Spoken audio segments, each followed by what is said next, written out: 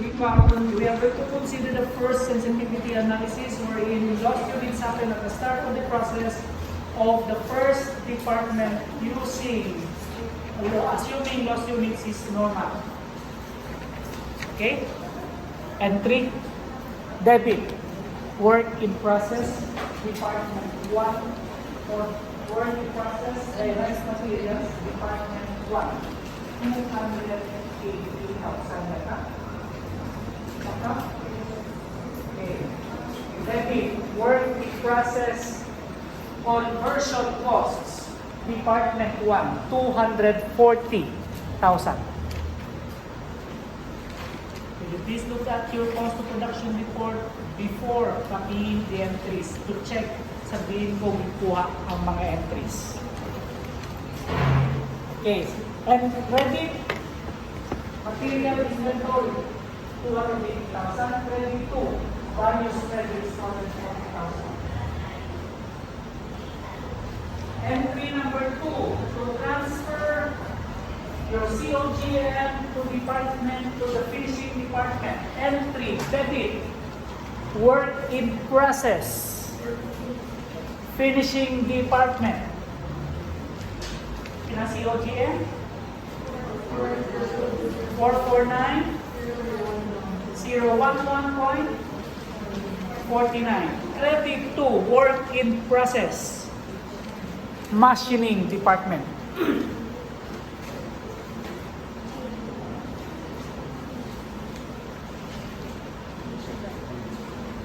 By the way ha, amo na ang imong entry whether you use FIFO method or weighted average. The only difference between FIFO and weighted average is the cost of your COGM being transferred. Lain na iya sa FIFO amount, lain na iya sa weighted average. Basic kalimuso mo na ito.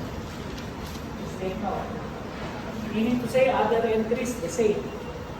Aside from the transfer of goods from machining department to the finishing department. Okay. Entry number 3.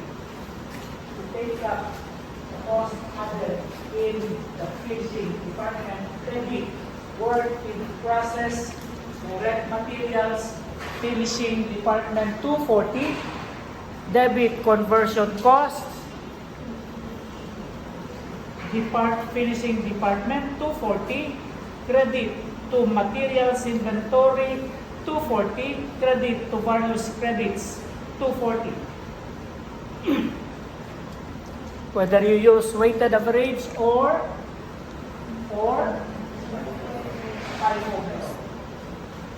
Okay, last entry, to transfer your cost of goods sold in your finishing department. Entry, debit, finished goods, 1,300,000. Nagtawagin mo dala. 1,379,000. 11 point. Okay, credit, work in process, finishing department. These are the only entries that you need to prepare, assuming normal loss units. Isa ko na normal, ang moment natin.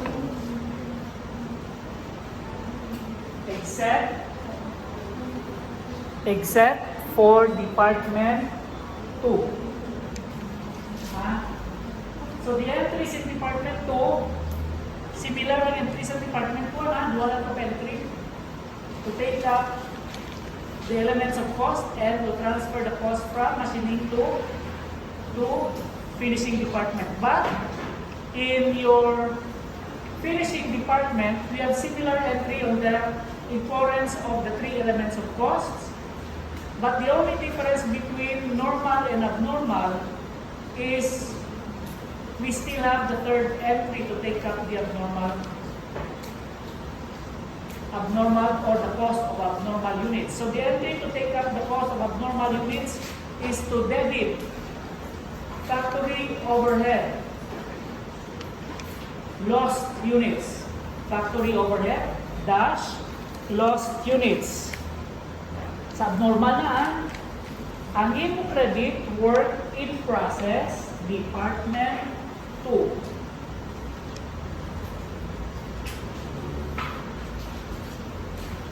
Ilang amount? Ilang amount? Ito mga 49,000. 44. 40? 44,000. 44,000? 901. 901, please. 44,901.50. Please take note of the entry regarding abnormal lost units. It is directly charged to expense. Okay? So we have the same entry as that of your weighted average. The only difference is the figure.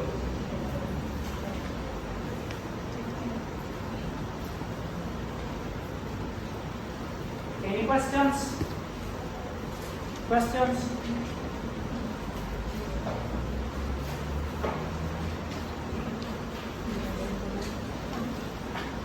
So, Liki. Iti mamangko tabing problem. Iti ilang unit cost ang finished product. Ano yung mo? Ha? Mamangko tabing problem. What is the amount per unit of the finished product? Ano ang numerator? Ano yung numerator? Cost. Ha? So first thing first out, anong numerator?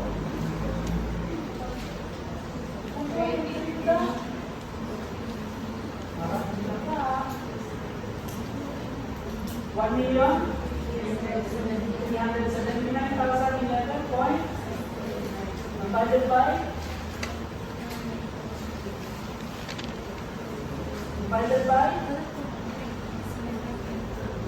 Wait lang.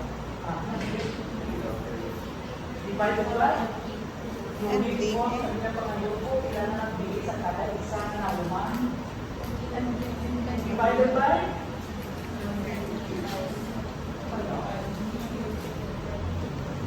And the inventory. Basta kabalo ko na yung numerator nila. Pila figure na yung denominator mo? Pila? 100? 100? Go. Go. Pila? 90,000. Ang completed and transferred units.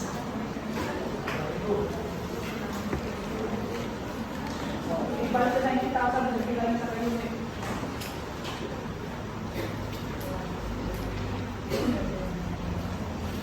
Bilang sa unit. Yeah? Okay, 15.32.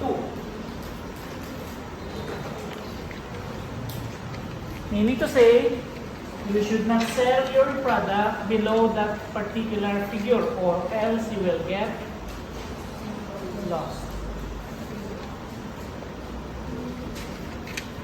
Any questions? Questions? Okay, wala na? Kung wala na, let's go to the second topic. And the second topic is joint and byproduct accounting. Wala.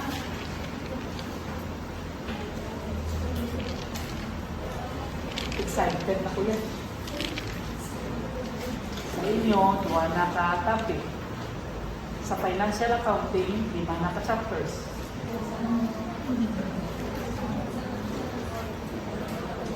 Basta hindi na kami sa financial accounting. Tapos ang tamon dyan, chapter 5 ng tamon, bonds payable. Okay. Your assignment last time is to know the 3 different process flow.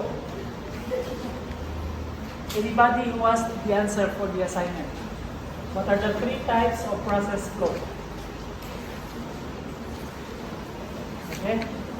Kung may nag-research, okay?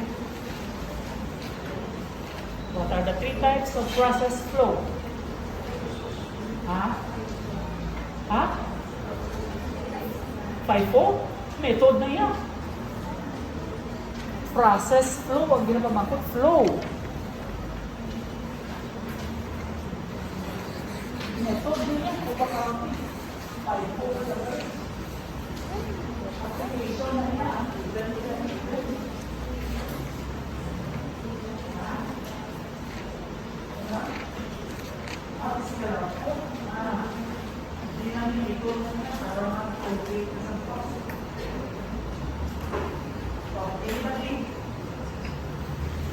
Okay. Number one, three types of process flow. Number one,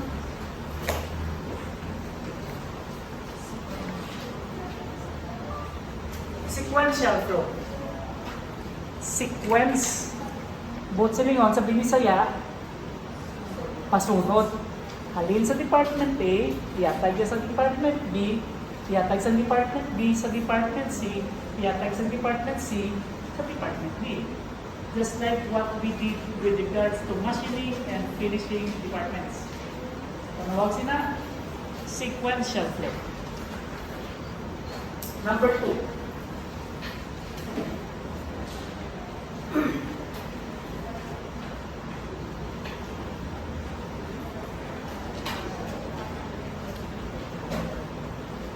parallel flow.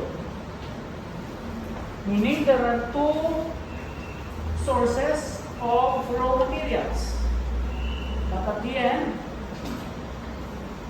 these raw materials combines.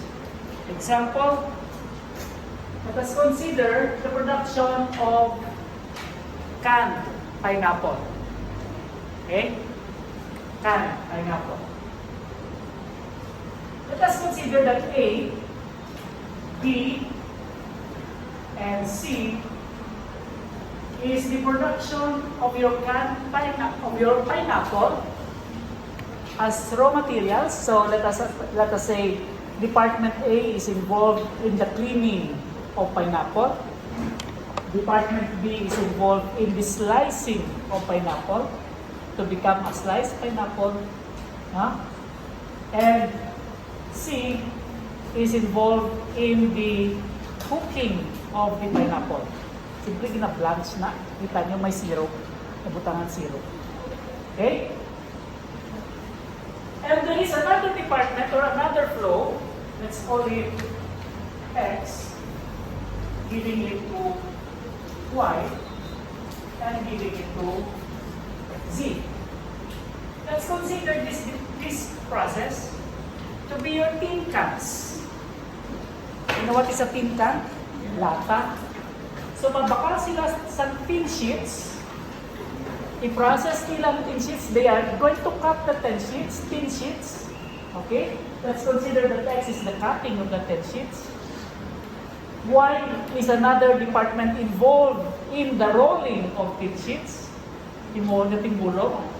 Okay? Pagkatapos, ang Z, amo na nagatubutan sang takok sa ilalog sa tin sheets. So may lata kasapiak, may pineapple kasapiak. Intindi? Parallel sila. And at a particular point,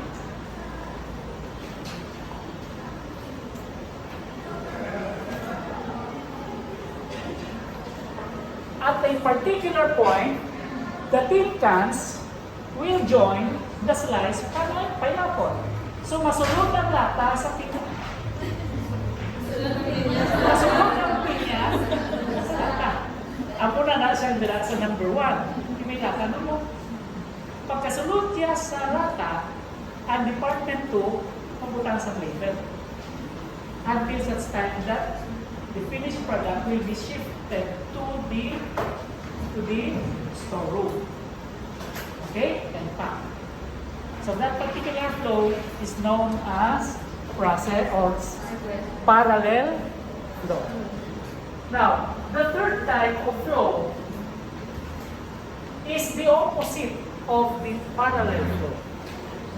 Isa ang source ng raw material, but duha ka product ang gina-produce.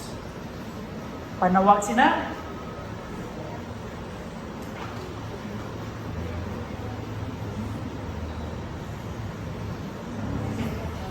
selective process flow. Example, if your raw material is meat, your meat raw material can produce several types of meat products. Corned beef, meatloaf, right? Meatloaf, right? So it depends upon the coarseness of the meat and what type of product it can produce. So panawag sina selective flow. Sulit sa parallel flow. And joint and byproduct, joint cost accounting is the accounting being applied on a selective process flow. Okay? So sa selective, 1, 2, 3, then it splits. A, B, C. Until it becomes a finished product. On the other hand, X, Y, Z. Okay, let's consider this second flow, the selective flow, as the production of meat. So the raw materials is meat. Within 1, 2, and 3, they include the 3 elements of cost: direct materials, the meat, direct labor, and factory overhead.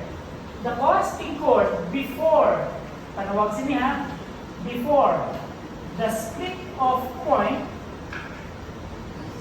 the cost incurred before the split of point is known as the joint costs.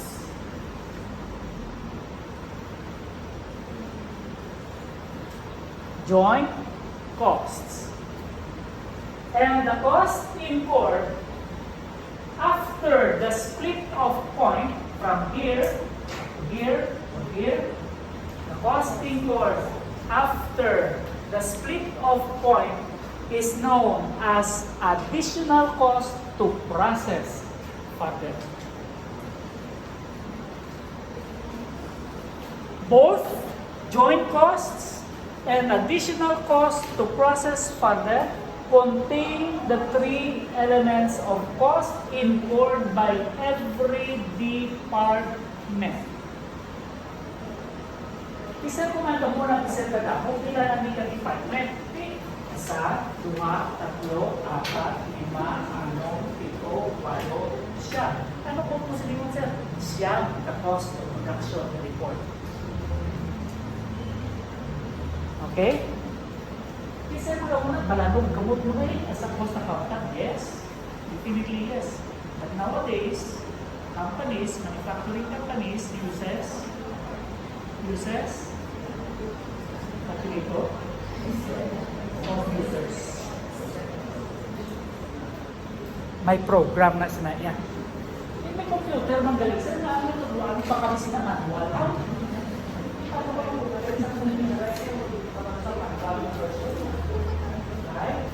Okay. Now, what is the problem regarding joint cost accounting? The only problem in joint cost accounting, please take note, we still prepare cost of production report for each department, either using first in, first out, or weighted average. I am not going to go into that anymore. You already know how to prepare the cost of production report. What we will be learning today is how to allocate the joint costs to the finished product. Kaya nini, tigog niya mo. Mga yun yung iniya ko. Kaya iya ginaya. Ay ini, iya ginaya. So iya nila sa product na na-identify. What about this cost? Ay sino na? Ilang nga duwa? Sakto? Ilang nga duwa? So pamangkot, pilang iya sa isa kag isa? 1/2? Should it be 1/2? Asilin ko no sa joint cost procedure. You need to allocate that joint costs.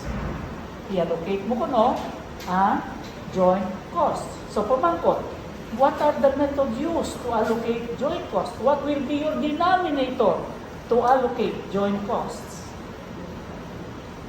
Tingin basa niyo libro niyo, wala? Ha? Wala? Very good. Imuan niyo Bible, libro niyo. Taguan niyo lang na basi may puan bala. Ha? Hindi gani basi ginabor dito si Lula. Hindi pabasa kay Lula. Nagbakal ka pa libro? Wala ka lang na dito basa? Okay. Ways on how to allocate joint cost. Number 1, output method. The word speaks for itself. Meaning, the number of units produced. Take ko ng ang iyasang first lesson about 10,000 units. Ang iyasang iglalong niya 20,000 units. So, obra ka fraction. Sakto? 1/3, 2/3 times the joint costs. Clear? Pero, fraction. Allocation mo, basta mag-allocate ka, fractionize mo siya. Okay, what is the second method? Tanawag sila, physical output method, ha? O, sinapagin, ang may naluluman natin. Ang mahilig magpamasa-basa sa dahon lang kasi may nabasahan ko, no? Aside from physical output, ano pa ang basis? Hindi pa rin. Ha? Hindi pa rin.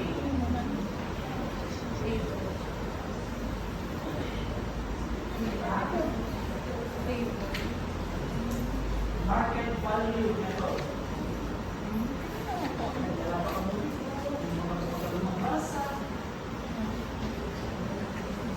So for market value method, ano ang formula? Selling price per unit times number of units for each product and develop a fraction based on the market value.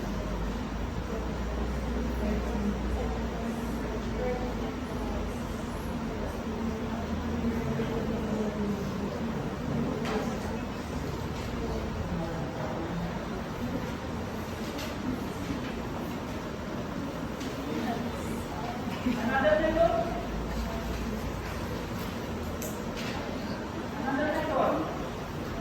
Net realizable value method.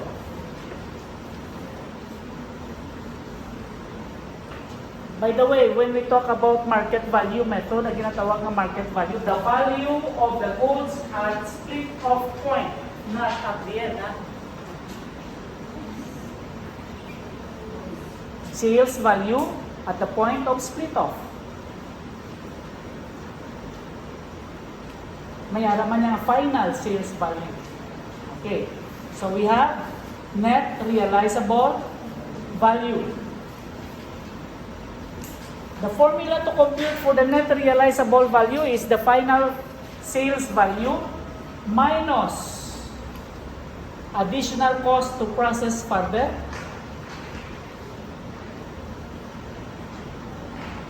minus additional cost to process further.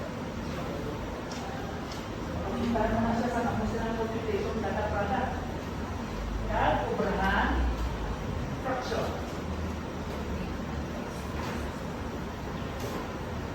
Nabasa mo na yung libro mo? Ikaw? Yan, nabasa mo na. Siguro nabasa mo na. Okay. Ano po, ikaw sa tubang mo dahil sa mo.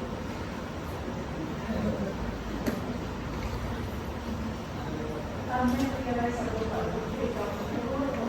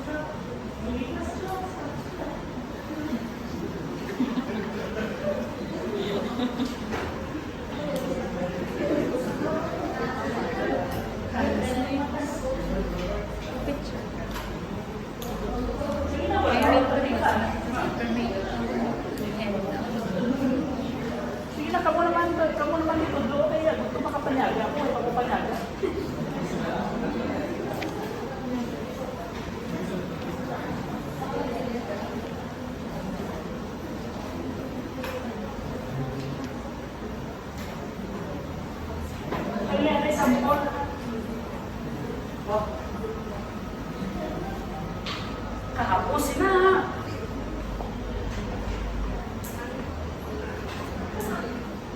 Class, I encourage you to ask questions, ha?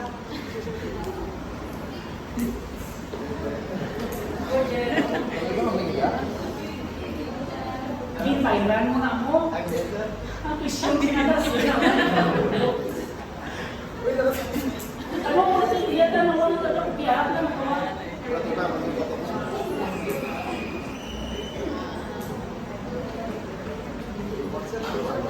Good afternoon, class.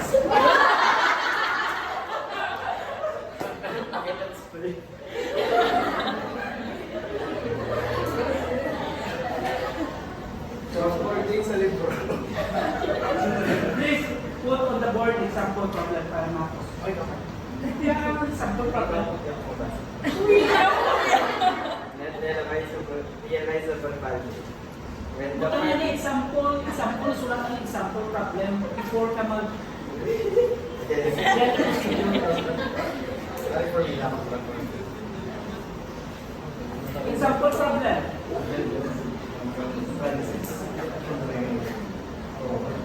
Ali, oo, hindi ako sundan niyo.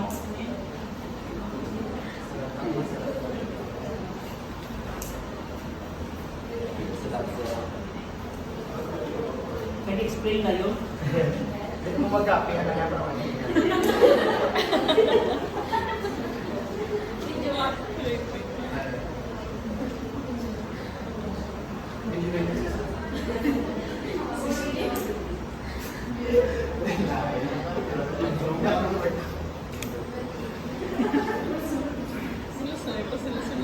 CBC.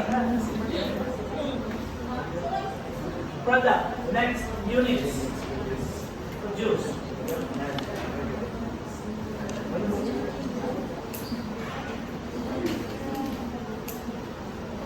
Units. Produce. Hindi. Para may example sa ang libro nyo, wala sample problem.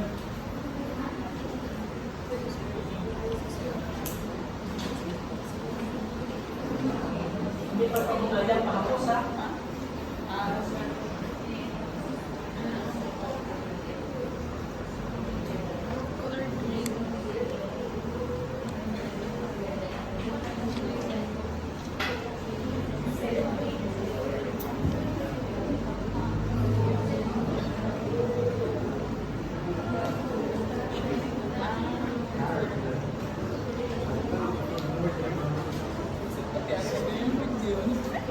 Kapan? Ang kaginay.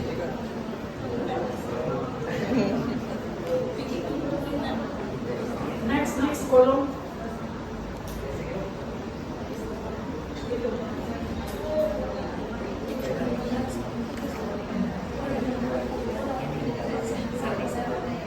Final market.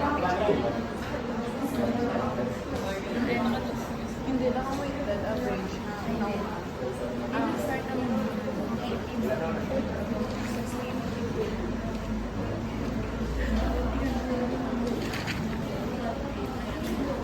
Karoon na lang sa balay ako may kayo hall ko nga isa ka.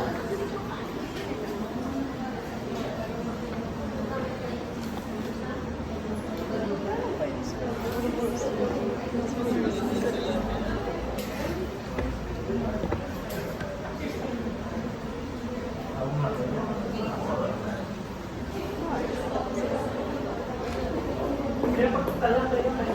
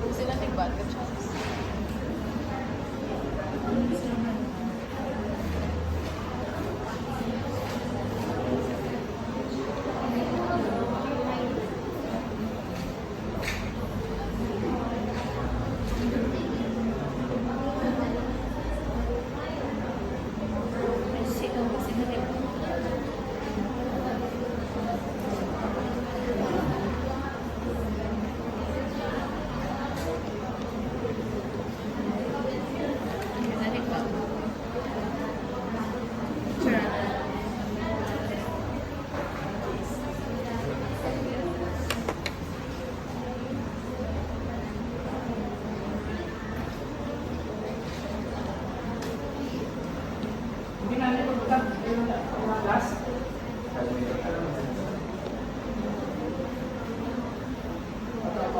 Okay. Wala nang explain. Okay, so there are three methods that we can use. One, physical output method. Number two, sales value at the point of split off. Okay?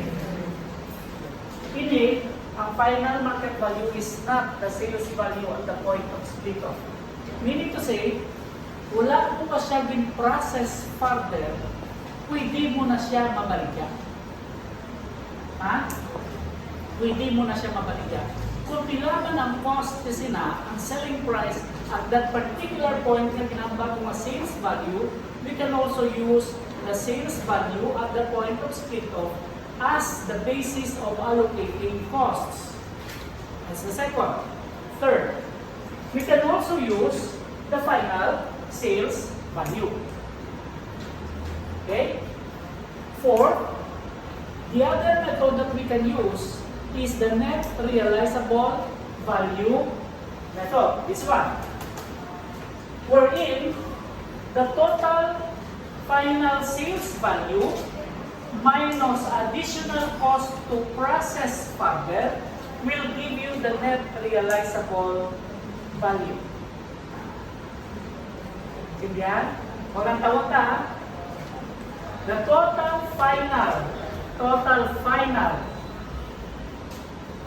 sales market value minus additional cost to process further and disposal cost will give you the net realizable value. Example, 322,000 minus 54,000. That will give you 260. Will you please check that on your calculator? Is that correct? Okay.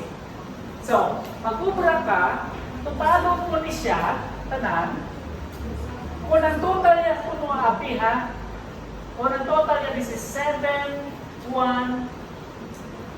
817,000. Tungkol kay allocation, 268 divided by 817 times the joint cost, that will be the joint cost that will go to product A.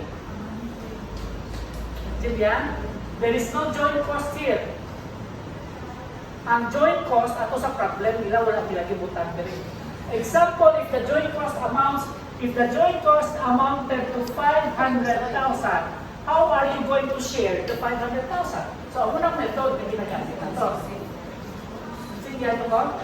Kasi dali, hindi na galit ng 500,000. That is an assumed information.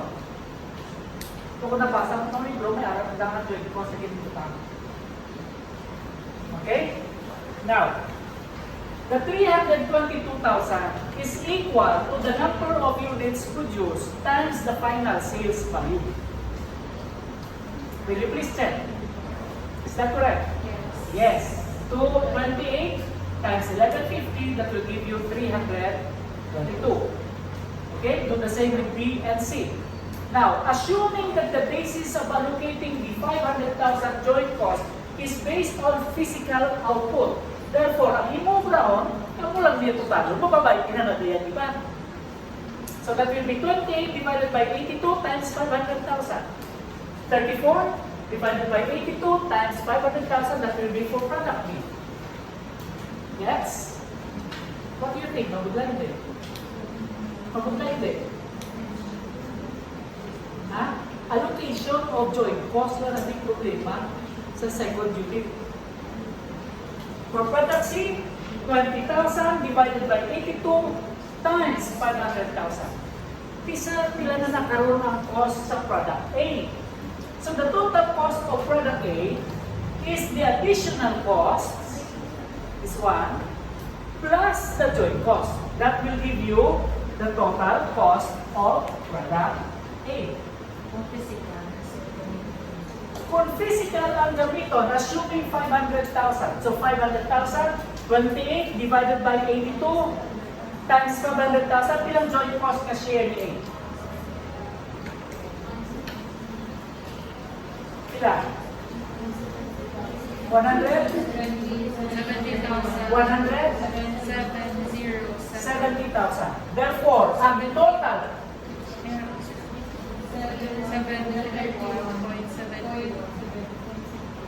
hindi man din kayo, 100?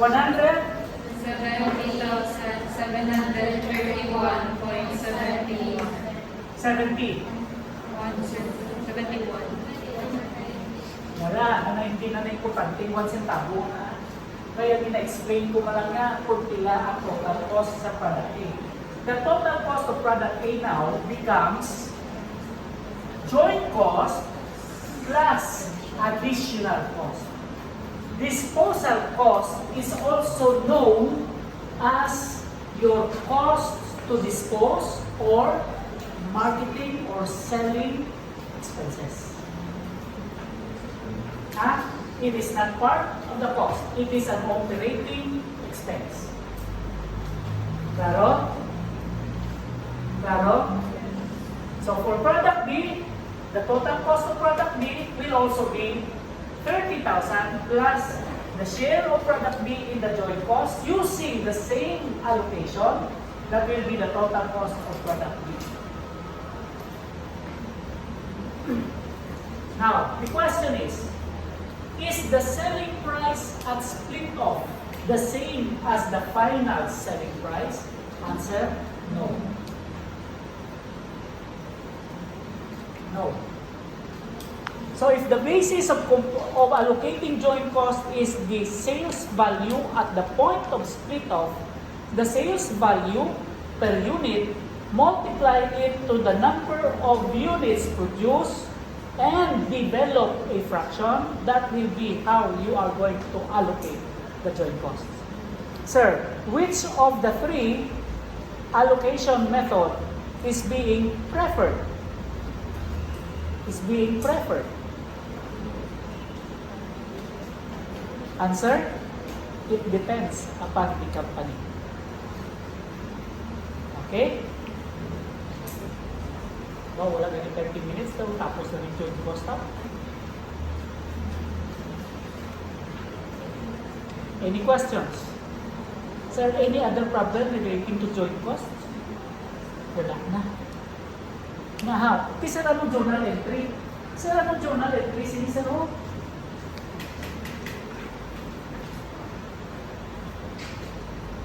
Then journal entry, sinatungod kay ko, inahalin ko sa kabilugan, kung sino itong katapusan sa split off point, your entry is to transfer the cost to the respective products, right?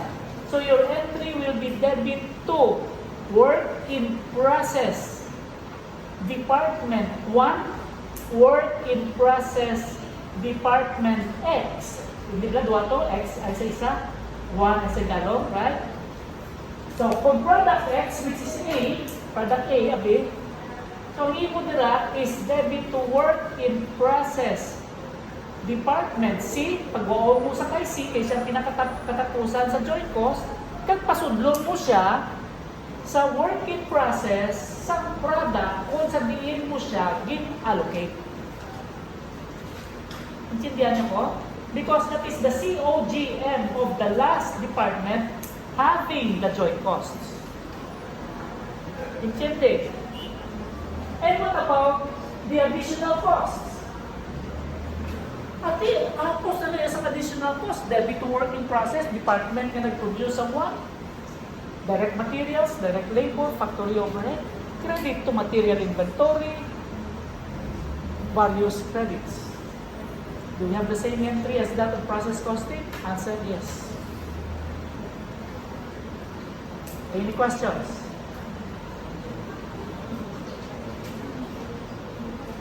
Any questions? Grabe sir ba, apat pala kita ka-meeting, sari na tayo na tunga-tunga eh. Hindi pa kamo? Doon mga dalok-dalok, kung mga dansang alam.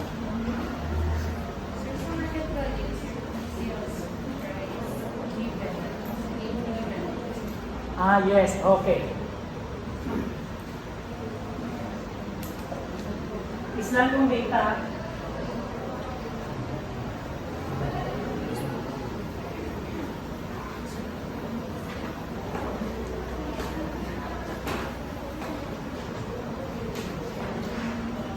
Do we still have time? Yes? Okay.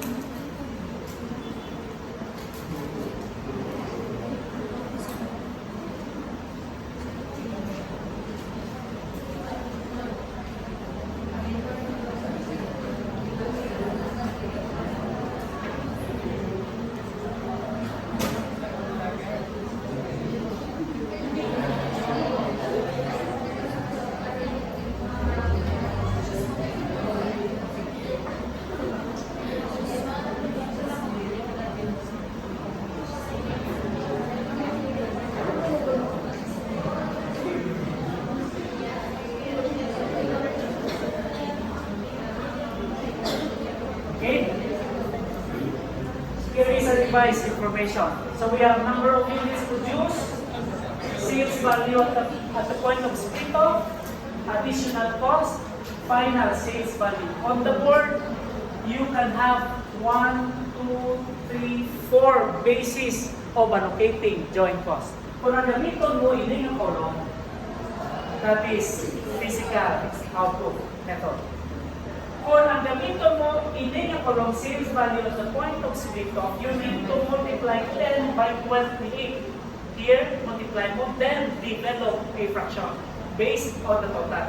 Panawag sina, allocation of the joint cost using the sales value at the point of split off. Entende? Entende? Okay. Ano po siling 10, 15, 20? Yung inyong products, A, B, and C, pwede mo na siya mabaligyan bisan hindi mo siya pag-i-process further. Okay? Bisan hindi mo siya pag-i-process further. For example, if your raw materials is meat, and you're expecting to develop 3 product lines: meatloaf, corned beef, beef loaf. Okay? 3 product lines. Pag tinlo mo sa meat, kag nakihad mo na siya, waay mo pa siya gingaling according to its coarseness, pag wala mo pa siya ma-process further, pwede mo na mabaligyan. Kung ang itsura niya sa ginaling mo daw corned beef, bisan hindi mo na siya pagbutangan, seasoning, kaglutoon as corned beef, pwede mo na siya mabaligyan. Okay? Meaning to say, at the point of split off, that is the point wherein you can identify what product lines you are going to produce. Intindihan nyo? Okay.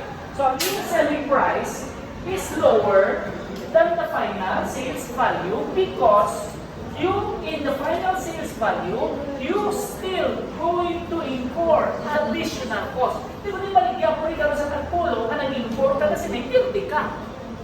Hindi ba? Intindihan nyo ko? Okay. So, duwa na ang basis. Sales value, unit produced. You can also use final sales value per unit to be your basis of allocating joint cost. All you have to do, multiply 25 by 28. Pag-multiply nyo na, then develop a fraction. What about for net realizable value? For net realizable value, 25 times 28 minus additional cost. Pabalik ka, so ka. Sir, ang pagbuwang sinayan, mapaliya siya sa value sa split off? Answer, no. Net realizable value na. Sir, pwede ba na yan na magsiling ang problem nga? Allocate joint cost using the sales value at the point of split off. but the sales value at the point of split off is not given. Pwede?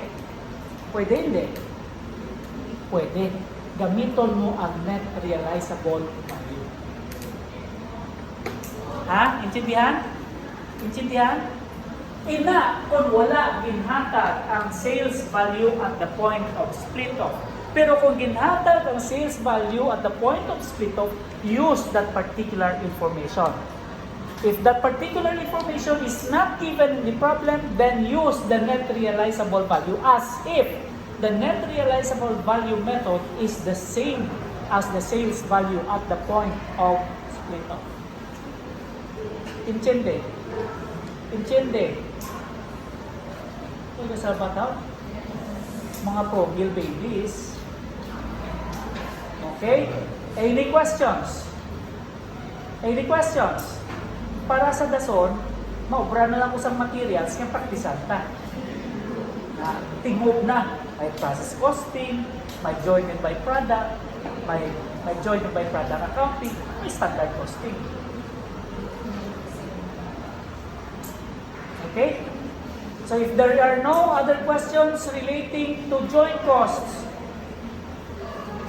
guide your brothers and sisters ng ilang gatas suang. Ha? Ang mga other ang other sections. I think section 1 ka mo yan, star section ka mo. Okay? What time do we have? 10 minutes.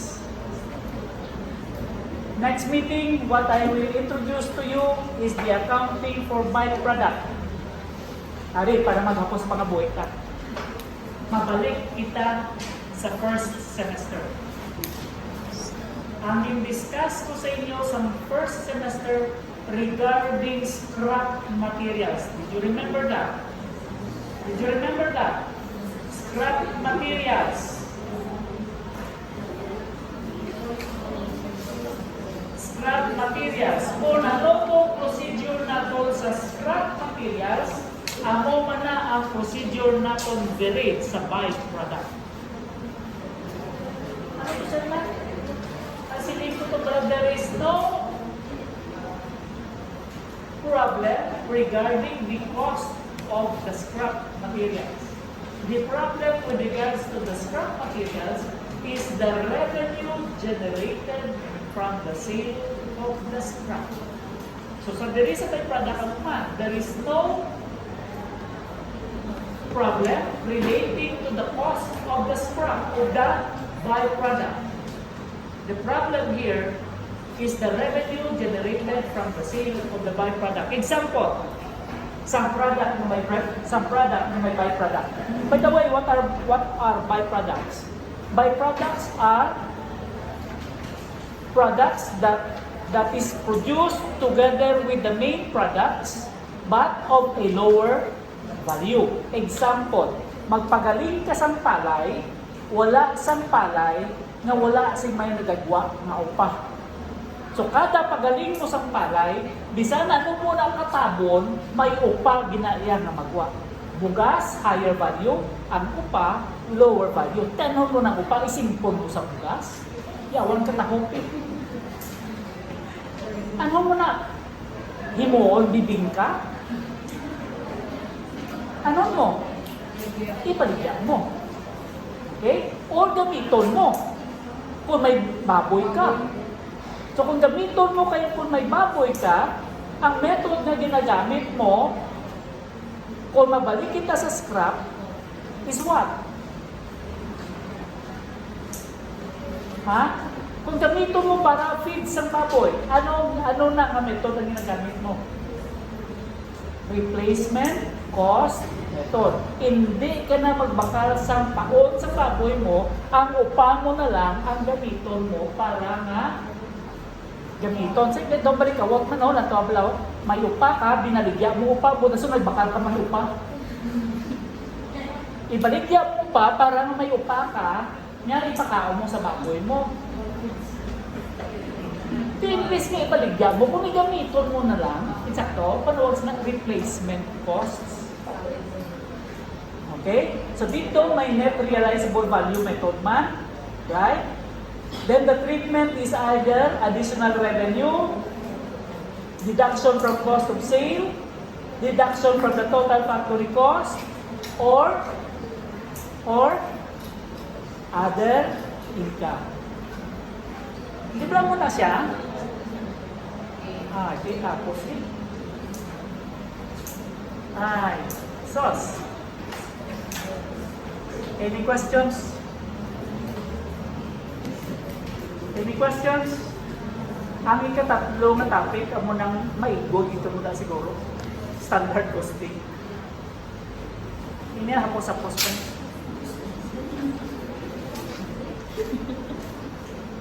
Okay, any questions?